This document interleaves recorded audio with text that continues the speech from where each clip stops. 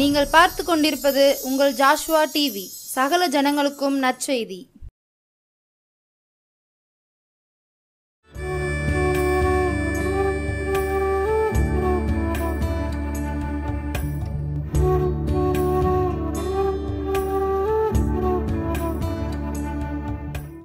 பரிசுத்த நாமத்துக்கு ஸ்தோத்திரம் உண்டாவதாக. மீண்டுமாய் உங்கள் யாவரையும் காண்பதில் மகிழ்ச்சி அடைகிறேன். கர்த்தருடைய நாமத்தினால் உங்களுக்கு வாழ்த்துதலையும் வணக்கத்தையும் தெரிவித்துக் கொள்கிறேன். இந்த நாளிலும் நான் தியானத்திற்கு முன்பாக தலைகளை தாழ்த்தி ஜெபம் பண்ணுவோம். ஒன்றுமில்லை நானையா உம்மாலன்றி ஒன்றும் செய்யேன், ஒன்றுமில்லை நானையா உம்மாலன்றி ஒன்றும் செய்ய அன்று சிசர் கழித்த ஆவியால் இன்று அடி ஏனை நிரப்பும். ஸ்தோத்தரிக்கிறோம் ஆண்டவரே, நன்றியோடு துதிக்கிறோம், ஸ்தோத்தரிக்கிறேன். இந்த நாளின் தியானத்தை எங்களுக்கு ஆசீர்வதித்தார். எங்களோடு பேசும் இடைபடும் ஆவியானவர் எழுந்தருளும். இயேசுவின் நாமத்தினாலே பிதாவே, ஆமென். இந்த நாளின் தியானத்திற்காக நாம் தெரிந்து கொண்ட வேத வசனம் 1 கொரிந்தியரின் புத்தகம் 1வது அதிகாரம் 27வது வசனம். 1 கொரிந்தியர் 1:27. ஞானிகளை வெட்கப்படுத்தும்படி தேவன் உலகத்தில் பைத்தியமானவைகளை தெரிந்து கொண்டார். பலமுள்ளவைகளை வெட்கப்படுத்தும்படி தேவன் உலகத்தில் பலவீனமானவைகளை தெரிந்து கொண்டார். உள்ளவைகளை அவமாக்கும்படி உலகத்தின் இழிவானவைகளையும் அற்பமாய் எண்ணப்பட்டவைகளையும் இல்லாதவைகளையும் தேவன் தெரிந்து கொண்டார். பாருங்க, இந்த நாளில் தேவன் தன்னுடைய பணியை செய்வதற்காக தெரிந்து கொள்ளப்பட்ட மனிதர்களை குறித்து நாம் தியானிக்க போகிறோம்.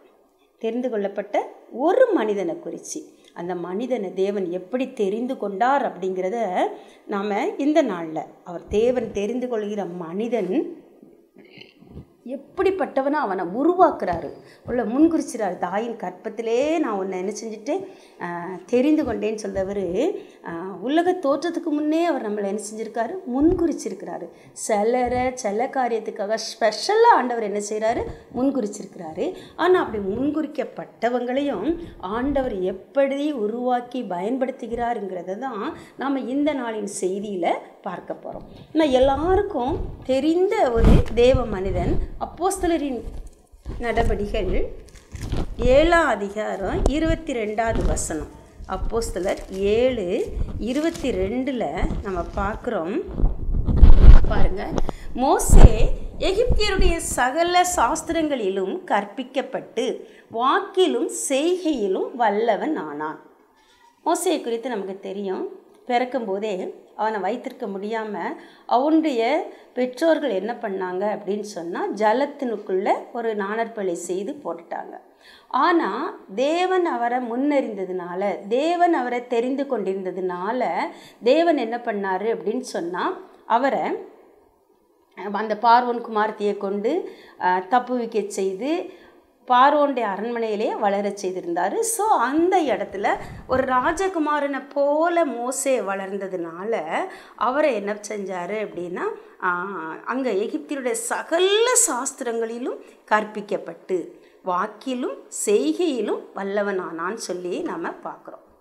அப்போ மோசே வளர்க்கப்படும் போது பார்வோன் குமாரத்தி அவனை சொல்லியிருப்பா, நீ ஜலத்தினின்று எடுக்கப்பட்ட பையன், அதனால தான் உனக்கு மோசேன்னு நான் பேர் விட்டுருக்கேன், நீ எபிரேயர் பிள்ளைகளில் ஒருத்தன் தான், ஆனாலும் நீ அரண்மனையில் வளர்ற, அரண்மனைக்குரிய தகுதியோடு நீ வளரணும்னு சொல்லி என்ன செஞ்சுருப்பாங்க, வளர்த்துருப்பாங்க. ஆனால் அவனுக்கு வளர்ப்பு தாயார் நியமிக்கப்பட்டவள் அவனுடைய பெற்றெடுத்த தாயார் என்பதனால அந்த தாயாரும் எபிரேயரோட அடிமைத்தனங்களை, அவங்க படுற வேதனையை, அவங்களுடைய கூக்குரலை எல்லாம் சொல்லியிருப்பாங்க. ஆனால் இப்படிப்பட்ட ஒரு நிர்பந்தமான நிலைமையில் இருந்து தேவன் மோசையை தப்புவித்ததற்கு ஒரு நோக்கம் உண்டு அப்படிங்கிறத அவனுடைய தாய் அவனுக்கு சோறை ஊட்டும் போதே ஊட்டி வளர்த்துருந்தாங்க. ஸோ அவனுக்கு ஒரு குறிப்பிட்ட காலம் வரும்போது மோசே நினைக்கிறாரு, நான் வளர்ந்ததே என்னுடைய சகோதரர்களை விடுதலை பண்ணதான் அப்படின்னு சொல்லி ஒரு எண்ணத்தோடு கூட அவன் வளர்றான். 23வது வசனம் சொல்லுது, அவனுக்கு 40 வயதான போது இஸ்ரவேல் புத்திரராகிய தன்னுடைய சகோதரரை கண்டு சந்திக்கும்படி அவனுடைய இருதயத்தில் எண்ணம் உண்டாயிற்று. அப்போ அவன் தன்னுடைய சகோதரர்களை பார்க்க வரும்போது அங்கே அவங்க படுற வேதனை கூக்குரல் எல்லாம் அவனுக்கு தெரியுது. எல்லாத்தையும் பார்க்கான், என்ன செய்யலாம், எப்படி என்னுடைய சகோதரரை நான் விடுதலை ஆக்கலான்னு சொல்லி அவனுக்குள்ள ஒரு ஆசை வருது. அந்த ஆசையின் நிமித்தம் என்ன செய்கிறான், அவன் ஒரு நாள் பல காரியங்களை செய்கிறான். அதெல்லாம் நமக்கு தெரியும். ஒரு எகிப்தியனோட சண்டை போடும்போது அவன் வேகமாக செயல்பட்டு அந்த எகிப்தியனை கொன்று புதைச்சிட்டான் அப்படிங்கிறதுலாம் நமக்கு தெரியும். அப்போ அப்படி புதைச்சி எல்லாம் போட்ட அவ்வளோ அவன் என்ன நினச்சான், தன்னை நம்பினான், தன்னுடைய பலத்தை நம்பினான், தன்னுடைய அறிவை நம்பினான். நான் எப்படியாவது என்ன செஞ்சிருவேன், என்னுடைய சகோதரர்களை என் பலத்தில் நான் வாக்கிலும் செய்யலும் வல்லவனாக இருக்கேன், என்னால் எதையும் செய்ய முடியுங்கிற ஒரு எண்ணம் இருந்ததுனால அவன் செய்தான். ஆனால் ஆண்டவர் அவனை தெரிந்து கொள்ளலை அப்படிங்கிறது அந்த நேரத்தில் அவர் என்ன செய்யலை, அழைக்கலைங்கிறத அடுத்த வசனத்தில் நம்ம பார்ப்போம். மறுநாள் ஒரு 2 எபிரேயர்கள் சண்டை போடும்போது இவன் போய் அவங்கள தடுத்து நிறுத்தும் போது அவங்க 2 பேரும் என்ன செய்கிறாங்க, இவனை தள்ளிடுறாங்க. நீ யார் எங்கள் மேலே அதிகாரம் செலுத்துறதுக்குன்னு கேட்டப்போ இவன் ரொம்ப நொறுங்கி போயிடுறான். ஐயோ, நான் இந்த ஜனத்தோட நன்மையை நினச்சி தானே வந்தேன், ஆனால் இவங்க என்ன ஏற்றுக்கொள்ளலையே, இவங்க என்ன அவங்க தன்னை ஏற்றுக்கொள்வான், தன்னை அங்கீகரிப்பான்னு அவன் நினச்சிருந்தான். ஆனால் ஆண்டவருடைய அங்கீகாரம் வராத வேளையில், ஆண்டவருடைய வேலை வராததற்கு முன்னே தன்னுடைய பலத்தையும் தன்னுடைய வாக்கு சாதுரியத்தையும் தன்னோட அறிவையும் நம்பி இறங்கின மோசே தேவனுடைய வேலையை செய்ய இன்னும் தகுதிப்படலை. தேவன் அந்த மோசேயை தெரிந்து கொள்ளலை. அவர் தெரிந்து கொள்ளப்பட்ட மனுஷன்தான். ஆனால் தேவன் தெரிந்து கொண்ட வேலைக்கு அவன் இன்னும் சரியாக பக்குவப்படலை. அப்படிங்கிறதுனால அந்த இடத்துல இருந்து என்ன செஞ்சான், அவன் ஓடி போயிட்டான். அப்போ ஆண்டவர் எந்த மோசையை தெரிந்து கொண்டார் அப்படின்னு சொல்லி பார்த்தோம்னா, யாத்ராகமத்தின் புத்தகம் 4ஆம் அதிகாரம் 10ஆம் வசனம் சொல்லுது, ஆண்டவர் முட்செடியில் என்ன செய்கிறாரு, மோசைக்கிட்ட தரிசனமாகி பேசும்போது இந்த மோசே சொல்லுதான், நான் போகவே மாட்டேன், அனுப்ப சித்தமாக இருக்கிற வேறு யாரையாகிலும் அனுப்பும்னு சொல்லிட்டு, ஏன் அப்படின்னா நான் திக்குவாயும் மந்த நாவும் உள்ளவன்னு சொல்கிறார். முதல்ல அவன் வாக்கிலும் செய்கையிலும் வல்லவனாக இருந்தான். அவனை நம்பினான், அவன் பலத்தை நம்பினான். அவன் என்ன பண்ணான், ஆண்டவரோட ஒத்தாசை கூட தேவைன்னு அவன் நினைக்கல. தன்னோட பலத்தையும் தன்னோட வாக்கு சாதுரியத்தையும் நம்பி தன் ஜனங்களை நம்ம மீட்டலான்னு நினச்சான். ஆனால் இப்போ ஆண்டவர் அவனை வனாந்திரத்துக்கு அனுப்பி அங்கே அவனை ஒன்றும் இல்லாமல் ஆக்குனார். என்கிட்ட எதுவும் இல்லை, என்னால் எதுவும் செய்ய முடியாது, நான் இருக்க காலத்தில் வெந்ததை தின்னுட்டு விதி வந்தால் சாவுங்கிற நிலைமைக்கு அந்த மோசே போன பிறகு ஆண்டவர் சொல்லார், இப்போ தான் நீ தகுதிப்பட்டிருக்க அப்படின்னு சொல்லார். பாருங்க, ஆண்டவருடைய தெரிந்து கொள்ளுதல் அப்படிப்பட்டது தான். அதனால தான் 1 கொரிந்தியர் அந்த வசனம் சொல்லுது, ஞானிகளை வெட்கப்படுத்தும்படிக்கு தேவன் பைத்தியமானவைகளை தெரிந்து கொண்டார். உள்ள வாக்கிலும் செய்யலும் வல்லமையுள்ள மோசை ஆண்டவர் என்ன செய்யலை, தன்னுடைய பணியை செய்ய தெரிந்து கொள்ளலை, ரிஜெக்ட் பண்ணார். ஆனால் திக்குவாயும் மந்தனாவும் உள்ளவன்கிறத எப்பொழுது அவன் அறிந்து கொண்டானோ, எப்பொழுது நான் ஒன்றும் இல்லை, என்னால் முடியாதுன்னு அவன் நினச்சானோ, அப்போ ஆண்டவர் சொன்ன, மனுஷனுக்கு வாயை உண்டு பண்ணினவர் யாரு, நான் இல்லை, நான் உன்னை அனுப்புகிறேன், நீ போ, நான் உன் கூட இருந்து செய்யும் காரியம் பயங்கரமாக இருக்கும்னு சொல்லி ஆண்டவர் அவனை அழைத்து அபிஷேகித்து தன்னுடைய ஜனங்களை மீட்கக்கூடிய தலைவனாக என்ன செஞ்சார், அனுப்பார். முதல்ல அவன் நினச்சான், தன்னை ஒரு அதிகாரியா, தன்னை ஒரு நியாயாதிபதியா, தன்னைத்தானே பெருமையாக எண்ணிக்கொள்கிறவனா, என்னால் தான் இவங்களை மீட்க முடியும்னு சொல்லிட்டு தன்னுடைய மனசுக்குள்ள ஒரு பெருமையோடு கூட போனான். ஆனால் இப்போ ஆண்டவர் என்ன சொல்கிறாரு, இப்போ எப்படி போகிறான்னா, ஒரு தாழ்மையோட பணிவோட, நான் இல்லை, ஆண்டவரே எல்லா காரியத்தையும் செய்ய போகிறாரு, எனக்குள்ளே இருக்கிற அவருடைய அழைப்பே எல்லாவற்றையும் செய்ய போகுது, அந்த அழைப்பு தான் என்னோட தகுதியை ஒழிய என்கிட்ட எதுவுமே இல்லைங்கிற ஒரு ஒன்றுமில்லைங்க உணர்வோடு கூட போனதுனால அந்த இடத்துக்கு ஒரு தலைவனா, ஒரு மீட்பனா அந்த இடத்துக்கு கடந்து போனான். பாருங்க, ஒரு அந்த தலைவனுக்கும் அது அதிகாரிக்கும் ஒரு வித்தியாசம் இருக்குது. அதிகாரியானவன் அடக்கி ஆள நினைப்பான், ஆனால் தலைவனானவன் தட்டி கொடுத்து முன்னேற செய்வான்னு சொல்லி, நான் தலையில் தட்டுவது தலைமை அல்ல, தட்டி கொடுத்து முன்னேற செய்வதே தலைமை அப்படின்னு நான் ஒரு புத்தகத்தில் வாசித்தேன். ஸோ அப்படிப்பட்ட பணியை செய்ய மோசே இன்றைக்கு தகுதிப்படுத்தப்பட்டிருந்தான்.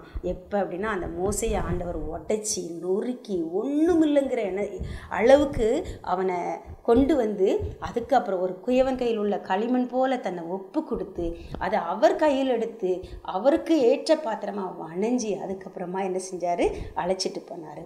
அப்போ தான் அந்த மோசே என்ன செஞ்சான், தகுதிப்படுத்தப்பட்டிருந்தான். இன்னொரு இடத்துல பார்த்தோன்னு சொன்னால், இந்த மோசேக்கு நமக்கு தெரியும், அந்த பகுதியில் அவனுக்கு இருந்த கோபம், அந்த எகிப்தியன் எபிரேயனை துன்பப்படுத்துகிறான்னு தெரிஞ்ச உடனே வந்த கோபத்தில் ஒரே அடியில் அவனை அடித்து கொன்று என்ன செஞ்சிட்டான், புதைச்சி போட்டுட்டான்.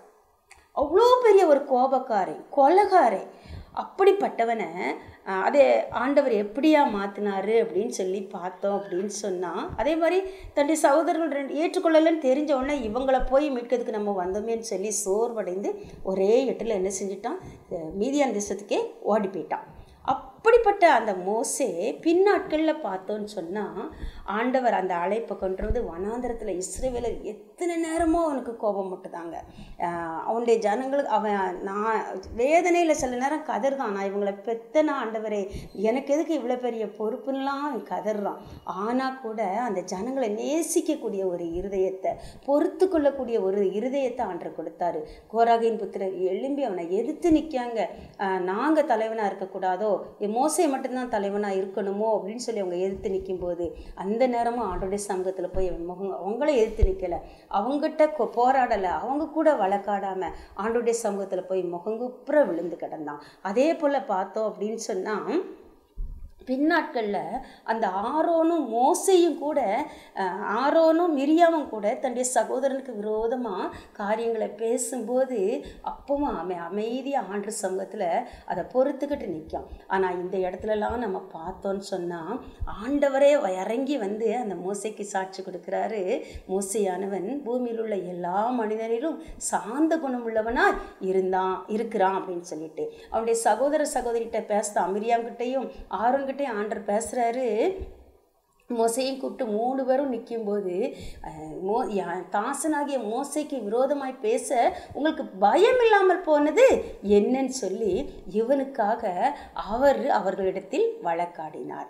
பாருங்க, ஆரம்ப நாட்களில் தன்னுடைய கையில் நியாயத்தை எடுத்துக்கிட்டு தானே நியாயம் செய்கிறவனா காணப்பட்ட அந்த மோசையை பின் நாட்களில் ஆண்டவர் அந்த அளவுக்கு பக்குவப்படுத்தியிருந்தார். தனக்காக நியாயம் கேட்கிறத விட்டுட்டு மற்றவங்களுக்காக பரிந்து பேசுகிற ஒரு ஊழியத்தை செய்யக்கூடிய அளவுக்கு ஆண்டவர் மோசையை பக்குவப்படுத்தி பண்படுத்தி இருந்தார். அவன் அப்படி பக்குவப்பட்டு பண்படுத்தப்பட்டு இருந்ததுனால ஆண்டவரே அவனுக்காக எல்லா யுத்தங்களையும், அந்த கோராகின் புத்திரர் எழும்பி நிற்கும் போதும் ஆண்டவர் அந்த மோசையோட விண்ணப்பத்தை கேட்டு அந்த இடத்துல ஆரோனுக்காக வழக்காடி ஆரோனுடைய கோலை துளிர்க்க செய்தார். மிரியாம் கிட்டையும் ஆரோனும் இவனுக்கு விரோதமாக பேசின போது மிரியாமை தண்டித்து பயப்படுத்தி திரும்ப மோசையை ஜெபிக்க வைத்து அந்த மிரியாம் மறுபடி குணப்பட கர்த்தர் கிருபை செய்தார். பாருங்கள், நம்முடைய வாழ்க்கையில் நம்மை குறித்து நம்ம யோசிப்போம். எத்தனை நேரம் நாம் நம்முடைய பலத்தை நம்புகிறவர்களா, நம்முடைய ஞானத்தை நம்புகிறவர்களா செயல்பட்ட போது ஒருவேளை வெளிப்பிரகாரமாக இல்லாட்டாலும் உள்ளத்தில் ஒரு பெருமை வந்தால் கூட நமக்கு முன்னால் செய்யக்கூடிய காரியங்களில் நம்ம தோல்வி அடைகிற சூழ்நிலைகளை பல நேரங்களில் பார்த்துருக்கோம்.